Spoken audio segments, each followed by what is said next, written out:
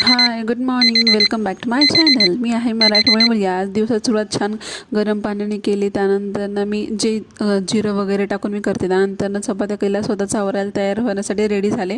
अंघोळ वगैरे करून घेतली आणि ठरवलं की आज क्लासला जाऊयात. कॉलेजला नव्हते जाणार खरं तर, कारण आज खूप स्पेशल डे आहे. आज व्लॉग खूप छान होणार आहे, कारण की हा एक ॲनिव्हर्सरी व्लॉग सेलिब्रेशन आहे, जो की माझ्या पेरेंट्सचा आहे. 22 सेकंड ॲनिव्हर्सरी.